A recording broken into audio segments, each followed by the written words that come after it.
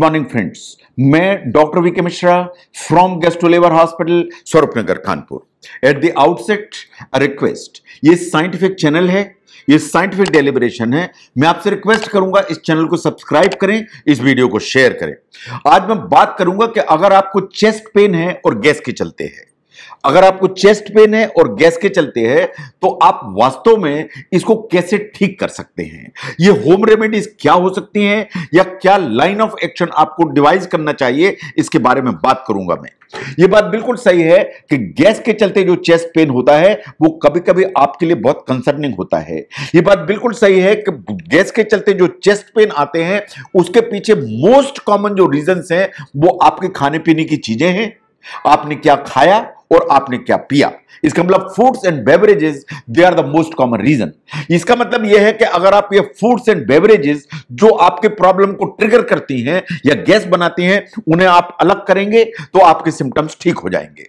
तो इसलिए जो भी आपको इस तरह की गैस बनती है तो आप ध्यान से देखिए कि क्या फूड्स ऐसे हैं जो प्रॉब्लम कर रहे हैं, क्या ड्रिंक्स ऐसे हैं जो प्रॉब्लम कर रहे हैं, जो इस प्रॉब्लम को ट्रिगर कर रहे हैं, उन्हें आपको अलग करने की जरूरत है। नाउ अगर आपको ऐसा लगता है कि आप नहीं समझ पा रहे हैं तो आपको फूड जर्नल बनाने की जरूरत है। आपने नाश्ते में क्या खाया नोट करिए, आपने लंच में क्या खाया नोट करिए, आपने डिनर में क्या खाया नोट करिए, और फिर देखिए कि आपको गैस बनती है और जो सिम्टम्स आते हैं ये कब आते हैं और किस तरह के आते हैं। एंड फूड जर्नल के हिसाब से उन चीजों को धीरे धीरे एलिमिनेट करने की जरूरत है। उन चीजों को पहले तो कम मात्रा का करिए, और आपको लगता है कि सिम्टम्स नहीं ठीक हो रहे हैं तो उन चीजों को खाने में से अलग करिए। नाउ जो गैस इस तरह की जो प्रॉब्लम्स खड़ी होती हैं, साइंस ऐसा मानती है कि अगर आप हाई फाइबर डाइट लेते हैं या फाइबर ज्यादा खाते हैं या रेशेदार चीजें ज्यादा खाते हैं तो गैस की जो प्रॉब्लम है वो मिनिमाइज होती है। जब आप फाइबर ज्यादा खाते हैं तो ये बहुत सारे तरीके से आपको हेल्प करता है। जब आप फाइबर ज्यादा खाते हैं तो आपका डाइजेशन इंप्रूव होता है। जब आप फाइबर ज्यादा लेते हैं तो ये चीजों को इंटेस्टाइन में पुश करता है, इन आपको कॉन्स्टिपेशन जैसी जो प्रॉब्लम है उससे अलग करता है, और कॉन्स्टिपेशन नहीं होगा तो गैस नेचुरली आपकी कम हो जाएगी। नाउ जब भी हम हाई फाइबर फूड की बात करते हैं, ध्यान से देखिए, जो प्रून्स होती हैं they are high fibre food, जैसा आपको फोटोग्राफ में दिखाई दे रहा है। तो प्रून्स रेगुलर बेस पर आप इस्तेमाल करने की आदत डालिए तो आपको फाइबर की अमाउंट एडिक्वेट मिलेगी। जो एप्पल है या सेब है इसमें फाइबर अच्छी अमाउंट में होता है, उसे यूज करिए। जो दालें हम जितनी इस्तेमाल करते हैं, चाहे मूंग की दाल, अरहर की दाल, कोई भी आप दालें लेते हैं, उनमें जो फाइबर है वो एडिक्वेट अमाउंट में होता है, उन्हें इस्तेमाल करिए। जो चिकपीस या चने की दाल है या चने हैं, उसमें जो एडिक्वेट अमाउंट में फाइबर होता है उसे जरूर इस्तेमाल करिए। जो स्वीट पोटैटो है या शकरकंदी है उसमें फाइबर ठीक अमाउंट में होता है, तो आपको फाइबर को बढ़ाने की जरूरत है। अगर फाइबर की मात्रा बढ़ाएंगे तो डाइजेशन इंप्रूव होगा, फाइबर की मात्रा बढ़ाएंगे तो जो वेस्ट है वो इजीली पास होगा, इन कॉन्स्टिपेशन नहीं होगा, तो गैस फॉर्मेशन की प्रोसेस कम होगी, तो चेस्ट पेन नहीं आएगा। नाउ गैस के चलते अगर चेस्ट पेन हो रहा है तो ये जो खाने की मैंने चीजें कही या बेवरेजेस, इन पर खुली आंख से देखिए, उनको एलिमिनेट करिए, एक फूड जर्नल बनाइए, उसको फॉलो करिए। और आपको अगर लगता है कि ये रूट का समझ में नहीं आ पा रहा है तो आप अपनी डाइटिशियन को कंसल्ट करिए, उन्हें अपनी प्रॉब्लम बताइए और अपनी डाइट को एक बार डिवाइस कराइए। हो सकता है कि न्यूट्रिशनिस्ट की जो हेल्प है या डाइटिशियन की जो हेल्प है उससे आपकी प्रॉब्लम अलग हो जाए। लेकिन अगर इन सब करने के बावजूद भी गैस की प्रॉब्लम खत्म नहीं होती है या आपको गैस के चलते चेस्ट पेन आता है तो फिर आपको अपने डॉक्टर से कंसल्ट करने की जरूरत है। नो, प्रश्न यह है कि अगर आपने गैस की इस तरह की जो प्रॉब्लम है इसके लिए डॉक्टर को दिखाए तो डॉक्टर करेगा क्या? डॉक्टर वास्तव में क्या करेगा? डॉक्टर जो ना विल डू, कुछ टेस्ट करने की जरूरत पड़ेगी इस चीज को देखने के लिए कि आपको जो गैस बन रही है उसके पीछे कहीं कोई डिजीज प्रोसेस तो नहीं है। उस डिजीज प्रोसेस को आइडेंटिफाई करने के लिए हो सकता है कि आपको थोड़े बहुत कुछ खून की जांचों की जरूरत हो। इट इज क्वाइट पॉसिबल कि आपको एक अल्ट्रासाउंड कराने की जरूरत पड़े कि कहीं गॉलब्लैडर में कोई प्रॉब्लम तो नहीं है या पेनक्रियाज में कोई प्रॉब्लम तो नहीं है। आपको लैक्टोज टॉलरेंस टेस्ट की जरूरत पड़ेगी इस चीज को देखने के लिए कि कहीं ऐसा तो नहीं है कि आपको डेयरी प्रोडक्ट के चलते इंटॉलरेंस है, उसके चलते गैस बन रही है, उसके चलते चेस्ट पेन आ रहा है। आपको हाइड्रोजन ब्रेथ टेस्ट की जरूरत पड़ सकती है जिससे यह क्लियर हो कि आपकी इंटेस्टाइन में कहीं कोई इंफेक्शन तो नहीं है, जिसे सीबो कहते हैं, उसके चलते गैस बन रही है, उसके चलते चेस्ट पेन आ रहा है। एंड कभी कभार अपर जीआई एंडोस्कोपी की जरूरत पड़ती है इस चीज को देखने के लिए कि खाने की थैली और खाने की नली में कहीं कोई छाला, दाना, अल्सर, इंफेक्शन, इस तरह की कोई प्रॉब्लम तो नहीं है। तो अगर आप डॉक्टर को कंसल्ट करते हैं तो ये 5 कामों की जरूरत पड़ेगी, यानी ब्लड टेस्ट की जरूरत पड़ सकती है, अल्ट्रासाउंड की जरूरत पड़ सकती है, lactose and hydrogen breath test की जरूरत पड़ सकती है, कभी कभार अपर जीआई एंडोस्कोपी की जरूरत पड़ सकती है। नाउ डॉक्टर जब भी ये इन्वेस्टिगेट करते हैं एंड फाइंड आउट करते हैं दैट दिस में बी द रीजन, अगर उसको रीजन फाइंड आउट करते हैं तो उसका एक ट्रीटमेंट प्रोटोकॉल डिसाइड हो जाता है।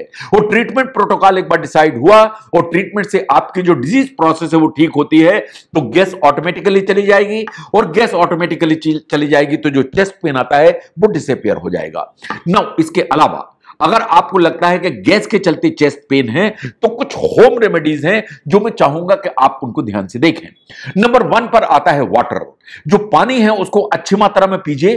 पानी अगर आप ठीक लेते हैं तो डाइजेशन को प्रमोट करता है, आपका जो कॉन्स्टिपेशन है इससे आपको रिलीफ दिलाता है, और उसके चलते फिर गैस नेचुरली नीचे आती है, और जो गैस बिल्डअप नहीं होगी तो चेस्ट पेन नहीं आएगा। नंबर 2 पर आती है कि अगर आप जो है सोडा, बियर और इस तरह की चीजें इस्तेमाल करते हैं, इनको अलग करिए, और वास्तव में आपको पानी से इसको रिप्लेस करने की जरूरत है। जो पानी है वो थ्रू आउट द डे पीजिए एंड लगातार पीते रहिए तो आपका गैस का जो बिल्डअप है वो नीचे की तरफ आएगा। नंबर 2 पर आती है एक्सरसाइज। नाउ अगर आप एक्सरसाइज करते हैं तो इसको बिल्कुल नेचुरल ट्रीटमेंट माना जाता है गैस बिल्डअप के लिए। अगर आप एक्सरसाइज करते हैं तो आपका जो ब्लड सर्कुलेशन है वो इंप्रूव होता है।